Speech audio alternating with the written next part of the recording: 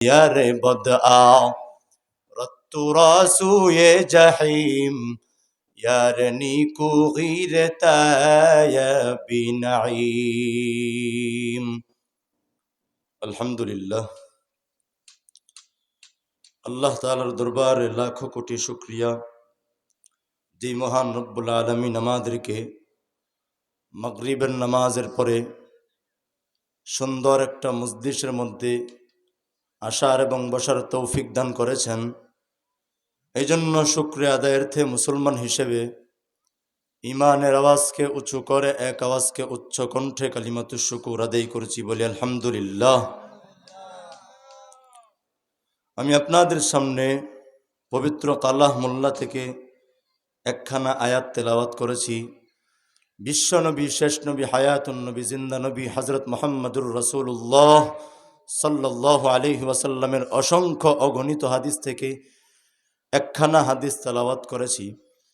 আল্লাহ যদি তৌফিক দেন, উক্ত আয়াত এবং হাদিস থেকে সামান্যতম কিছু আলোচনা পেশ করব ইনশাআল্লাহ তাআলা। আল্লাহ পবিত্র কোরআনে বলেন, ওয়া'মুর আহলাকা বিস-সালাতি ওয়াসতাবির আলাইহা। নবীজিকে উদ্দেশ্য করে বলতেছেন যে, হে নবী, আপনি আপনার পরিবারকে নামাজের আদেশ করেন। ওয়াসতাবির আলাইহা, নামাজের আদেশ শুধু করলেই চলবে না, নিজেও নামাজের প্রতি ইহতেমামি হতে হবে। নামাজের আদেশ দিয়ে দিলাম কিন্তু নিজে নামাজ পড়লাম না, সেই আদেশটা আমার কোনো কার্যকরী হলো না। আদেশ দিয়ে দিলাম ঠিকই, সে টুপি নিয়ে বের হবে ঠিকই, কিন্তু মসজিদের মধ্যে ঢুকবে না গিয়া। এই জন্য নবীজিকে আল্লাহ বলেন, ওয়া'মুর আহলাকা বিস-সালাতি ওয়াসতাবির আলাইহা। নামাজের আদেশ শুধু আপনি করলেই চলবে না, নিজেও নামাজের প্রতি ইহতেমামি হন। লা নাসআলুকা রিজকা, আপনি আমার জন্য দুনিয়া কামাই করে আপনি আমাকে রিজিক দিবেন, এটা আমি আপনার নিকট চাই না। নাহনু নারযুকুক, রিজিক তো আমি আপনাকে দিব, রিজিক আমি আপনাকে দিব, আপনার কাছ থেকে আমি রিজিকের কোনো আশা করি না। তো নামাজ পড়ব, নিজেও নামাজ পড়ব, নিজের পরিবারকেও নামাজের আদেশ করব, এটা মুসলমানদের এক নম্বর দায়িত্ব।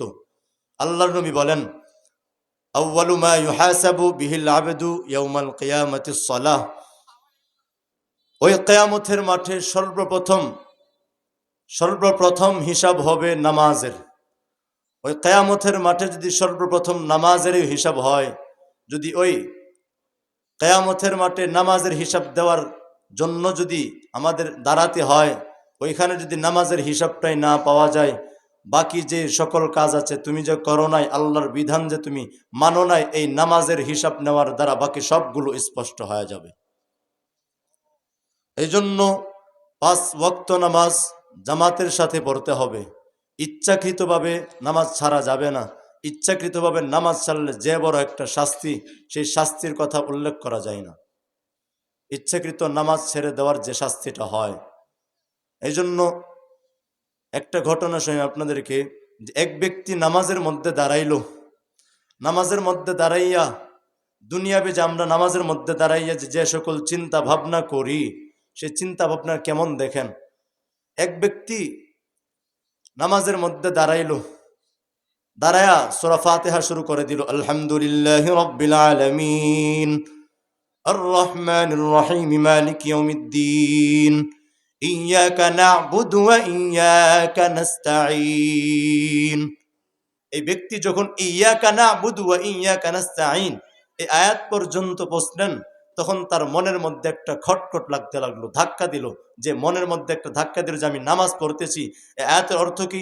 ইয়াকা না'বুদু, আমরা অবশ্যই আমরা আল্লাহর ইবাদত বন্দেগী করি, ওয়া ইয়াকা নাস্তাঈন, এবং আল্লাহর কাছে সাহায্য চাই। নামাজের মধ্যে দাঁড়াইয়া উনি এই চিন্তা করতে লাগলেন যে আমার মনের মধ্যে একটা খটখট লাগলো, ওই খটখটটা আমাকে বলতে লাগলো যে তুমি তো নামাজের মধ্যে দাঁড়াও নাই, তুমি তো নামাজের মধ্যে দাঁড়াইছো, তুমি তোমার পরিবারকে দেখার উদ্দেশ্যে এই জন্য নামাজে দাঁড়াইছো।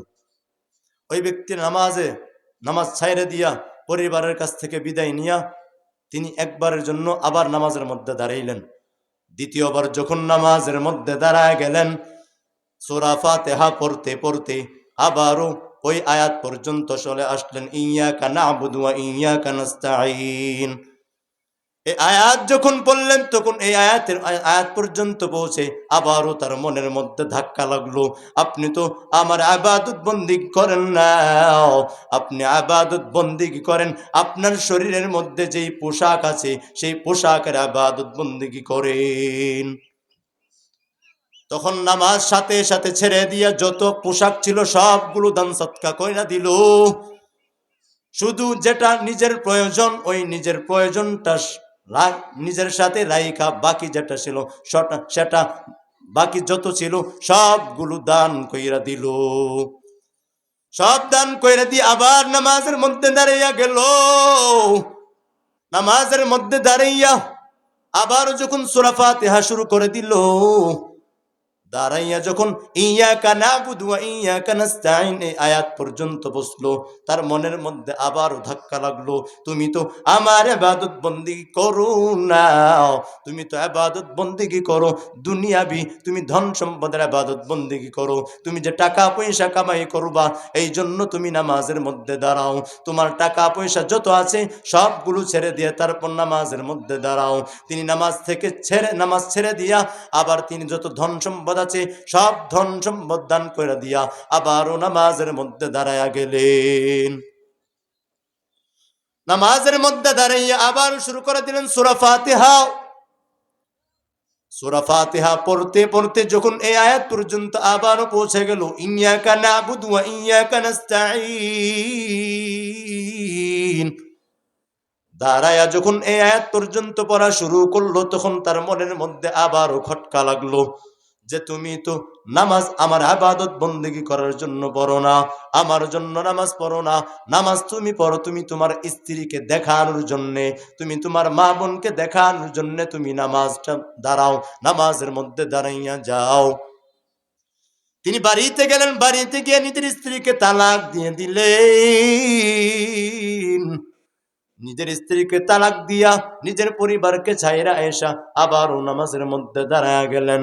নামাজের মধ্যে দাঁড়াইয়া যখন সূরা ফাতিহা পড়তে লাগলেন, সূরা ফাতিহা পড়তে পড়তে যখন এই আয়াত পর্যন্ত পৌঁছলো তখন আবার মনের মধ্যে খটকা লাগলো যে এখন তুমি আমার ইবাদত বন্দেগী করার জন্যই দাঁড়াইছো। আমরা কেমনে নামাজ পড়ি? নামাজের মধ্যে দাঁড়াইলে দুনিয়ার যত চিন্তা আছে সব মাথার মধ্যে ঢুকাইয়া দেয়। এক ব্যক্তি জোহরের নামাজ পড়বে, তো নামাজ আদায়ের জন্য তিনি 1 রাকাত পরে আসলেন, তিনার দোকান হলো 4টা দোকানের মধ্যে তিনি প্রত্যেক নামাজের সময় তিনি 4টা দোকানের যে হিসাব নিকাশ আছে সব 4 রাকাত নামাজের মধ্যে যত হিসাব নিকাশ আছে সব তিনি হিসাব মিলায় ফেলে যে 4 রাকাত নামাজ যেহেতু হয়েছে আমার 4টা দোকানের হিসাব মিলা গেছে। তো এক ব্যক্তি ওই নামাজের মধ্যে দাঁড়ায় চিন্তা করতে লাগলো, 1 রাকাত পরে আসলো কিন্তু, তো নামাজের মধ্যে দাঁড়াইয়া নিজের দোকানের হিসাব শুরু করে দিল। হিসাব করতে করতে দেখে যে ইমাম সাহেবের নামাজ শেষ, ওনার একটা দোকানের হিসাব এখনো বাকি আছে। তো তিনি হিসাব করতে করতে নামাজ শেষ করে বলেন যে ইমাম সাহেব নামাজ ভুল করছে। কেমনে ভুল করছে? যে ইমাম সাহেব নামাজের 3 রাকাত নামাজ পড়ছে। তখন ইমাম সাহেব জিজ্ঞেস করলো যে কিভাবে 3 রাকাত নামাজ পড়ছি, আমি তো 4 রাকাত নামাজ পড়াইছি, তুমি কিভাবে বলতে পারলা যে আমি 3 রাকাত নামাজ পড়াইছি? ওই ব্যক্তি বলল যে আমার দোকান হলো 4টা দোকানের মধ্যে 4টা দোকানের হিসাব আমি 4 রাকাতের মধ্যে মিটাইয়া ফেলি, কিন্তু আজ আমি 4টা দোকানের হিসাব মিটাইতে পারি নাই, এই জন্য 3টা দোকানের হিসাব এখন শেষ হয়েছে, আর একটা দোকানের হিসাব এখনো বাকি আছে, এই জন্য আমি মনে করছি আপনি 3 রাকাত নামাজ পড়াইছেন, 4 রাকাত নামাজ পড়ান নাই। আমাদের দুনিয়াবি চিন্তা ভাবনা কেমন! তো আর একটা হাদিস শুনেন, এই হাদিসটা শোনা দিয়ে উঠে যাবো ইনশাআল্লাহ। বর্ণনাকারী আবু হুরায়রা রাদিয়াল্লাহু তাআলা আনহু তিনি বলেন, আন্না রাসূলুল্লাহ সাল্লাল্লাহু আলাইহি ওয়াসাল্লাম قال, নিশ্চয় নবী সাল্লাল্লাহু আলাইহি ওয়াসাল্লাম বলেন, সাহাবীদেরকে বলতেছেন, আতাদরুনা মাল মুফলিস, ও আমার সাহাবারা তোমরা কি জানো তোমাদের মধ্যে দারিদ্র ব্যক্তি কে? ক্বালু, সাহাবা কেরাম বললেন, ইন্নাল মুফলিসা মিন উম্মতি, সাহাবা কেরাম বললেন, আল মুফলিসু ফিনা মান লা দিরহাম লাহু ওয়ালা মাতা। ইয়া রাসূলুল্লাহ, আমাদের মধ্যে দারিদ্র ব্যক্তি হলো তারা যাদের টাকা পয়সা ধন দৌলত বাড়ি গাড়ি বলতে কিচ্ছু নাই, জায়গা জমি বলতে কিচ্ছু নাই, তারাই তো গরিব। আমি যদি আপনাদেরকে প্রশ্ন করি আপনাদের মধ্যে দারিদ্র গরিব অসহায় ব্যক্তি কারা, আপনারা বলবেন যে হুজুর আমরা। কেন? কারণটা কি? এই জন্য কারণটা যে আমাদের টাকা পয়সা নাই, ধন দৌলত কম, জায়গা জমি কম, ঘর বাড়ি ছোট। এই জন্যই তো সাহাবায়ে কেরাম বললেন ক্বালু আল মুফলিসু ফিনা মান লা দিরহাম লাহু ওয়ালা মাতা। ইয়া রাসূলুল্লাহ, আমাদের মধ্যে দারিদ্র ব্যক্তি হলো তারাই যাদের টাকা পয়সা ধন দৌলত বলতে কিচ্ছু নাই। প্রশ্ন তো এখানে বেঠিক করেন নাই। নবীজি বলেন যে তোমাদের প্রশ্ন হয় নাই। নবীজি পরে কি বলেন? ফাকালা রাসূলুল্লাহ সাল্লাল্লাহু আলাইহি ওয়াসাল্লাম, আল্লাহর নবী বলেন ইন্নাল মুফলিসা মিন উম্মতি মান ইয়াতিয়া ইয়াউমাল কিয়ামাহ, নিশ্চয়ই আমার উম্মতদের মধ্যে থেকে দারিদ্র ব্যক্তি হলো তারা যারা কিয়ামতের দিন উপস্থিত হবে বিসলাতি, নামাজের পাহাড় নিয়া, ওয়াসিয়ামি, রোজার পাহাড় নিয়া, ওয়া যাকাতি, যাকাতের পাহাড় নিয়া, দান সৎকার পাহাড় নিয়ে তারা উপস্থিত হবে। আশ্চর্যের কথা না? এখানে নামাজ পড়লাম, নামাজের পাহাড় নিয়ে কিয়ামতের মাঠে উপস্থিত হলাম। রোজা রাখলাম, রোজা রাখতে রাখতে জীবনটা শেষ করে দিলাম। রোজার পাহাড় নিয়ে এই হাসরের ময়দানে উপস্থিত হব। দান সৎকার, এমন কোনো দিন নেই যে দান সৎকার করি না। ওইখানে গিয়ে আবার যে আমরা একত্রিত হব। নবীজি বলতেছেন যে এরা নাকি আবার কেমন দারিদ্র। এরা দারিদ্র হয় কিভাবে? যার আমল নামার মধ্যে 5 ওয়াক্ত আছে তারা কি কখনো দারিদ্র হতে পারে? হ্যাঁ। তো নবীজি বলেন ইন্নাল মুফলিসা মিন উম্মতি মান ইয়াতিয়া ইয়াউমাল কিয়ামাতি বিসলাতি ওয়া সিয়ামি ওয়া যাকাত, নামাজের পাহাড় নিয়ে আসবে, রোজার পাহাড় নিয়ে আসবে, দান সৎকার পাহাড় নিয়ে আসবে, ওয়ায়াতিয়া, এবং সাথে সাথে এটাও নিয়ে আসবে ওয়াকাদ শাতামা হাদা, নামাজও পড়েছি আবার কাউকে গালিও দিয়েছি, ওয়াকাদ ফাহাদা, নামাজও পড়েছি অন্যকে আবার অন্যের দোষও দিয়েছি, অন্যের উপর দোষও চাপিয়েছি, ওয়াকাদ ফাহাদা ওয়া আকালা মালি হাদা, নামাজও পড়েছি আবার অন্যের যত ধন সম্পদ আছে সেই ধন সম্পদও লুণ্ঠন করেছি, ওয়াসাফাকা হাদা, নামাজও পড়েছি আবার অন্যকে প্রহারও করেছি, ওয়াজারাবা হাদা, নামাজও পড়েছি অন্যকে প্রহারও করেছি, ওয়াসাফাকা হাদা, নামাজও পড়েছি আবার অন্যকে হত্যাও করেছি বিনা অপরাধে, নামাজও পড়লাম দোষও করলাম, নামাজও পড়লাম গালিও দিলাম, নামাজও পড়লাম আবার অন্যের উপর দোষও করলাম। নবীজি বলেন তারাই হলো সব থেকে বেশি দরিদ্র। সব থেকে বেশি দারিদ্র ব্যক্তি কারা? যারা নামাজও পড়ে অন্যকে গালিও দেয়, নামাজও পড়ে অন্যের দোষ বলে বলে বেড়ায়, নামাজও পড়ে অন্যের দুষ্টা চর্চা করে বেড়ায়, নামাজও পড়ে আবার অন্যকে হত্যাও করে ফেলে, নামাজও পড়ে অন্যের মাল সম্পদ লুণ্ঠনও করে। এই জন্য নামাজ পড়বো, যে কোনো একটা নামাজ পড়বো, হয়তো নামাজ পড়বো, নামাজ পড়লে খাঁটি নামাজ পড়বো, যে কোনো ভুল নামাজ পড়া যাবে না। এই জন্য 5 ওয়াক্ত নামাজ সবাই পড়বো। তো কে কে পড়বেন হাত তোলেন ইনশাআল্লাহ। আল্লাহ আমাদের সকলকে 5 ওয়াক্ত নামাজ জামাতের সাথে আদায় করার তৌফিক দান করুন। আমিন। ওয়া আখির দাওয়ানা আলহামদুলিল্লাহি রাব্বিল আলামিন। আসসালামু আলাইকুম ওয়া রাহমাতুল্লাহ।